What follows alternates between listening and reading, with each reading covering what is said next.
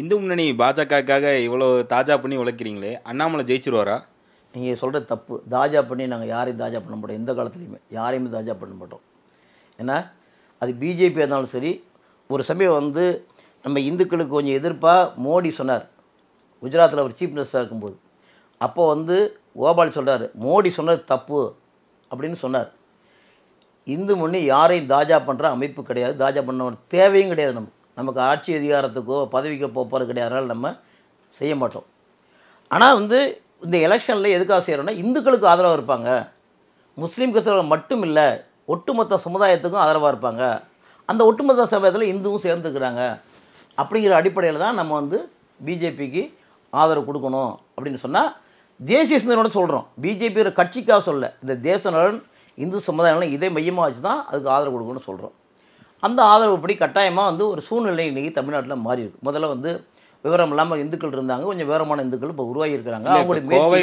கோவை பாராளுமன்ற தொகுதி வந்து எஸ்பி வேலுமணி அவர்களோட கோட்டை அப்படின்னு சொல்லி சொல்கிறாங்களே, அப்படி அதனால கேட்குறோம். இல்லை, எஸ்பி வேலுமணி கோட்டை தான் சொல்லுவாங்க. அவங்க சொல்கிறது சொல்ல தான் சொல்லிட்டு இருப்பாங்க.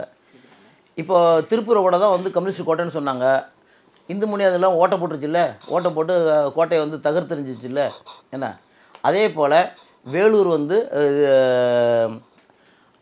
கோயம்புத்தூர் வந்து அப்படி சொல்லுவாங்க. ஆனால் கட்டாயமாக அந்த தரம் அண்ணாமலை ஜெயிப்பான வாய்ப்புகள் நிறையா இருக்குது. மக்கள் மத்தியில் பேசுகிறாங்க, இளைஞர்களாக பேசுகிறாங்க.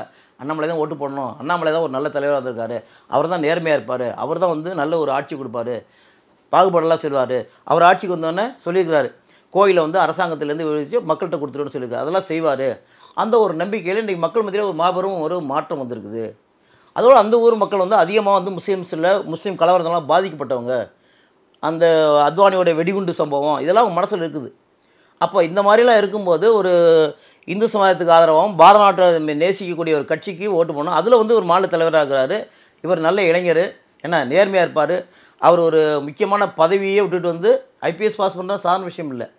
அந்த ஐபிஎஸ்ங்கிற வேண்டாம், நாட்டுக்காக சேவை செய்யணும் அவனுக்கு மனப்பில் வந்திருக்காரு. அதனால் இதெல்லாம் பார்த்து மக்கள் கட்டாயமாக, இளைஞர்கள் எல்லாம் கட்டாயமாக வந்து ஓட்டு போகணுங்கிற முடிவு எடுக்கிறாங்க. பெரியவங்களும் அந்த மாதிரி யோசிச்சுட்டு இருக்கிறாங்க.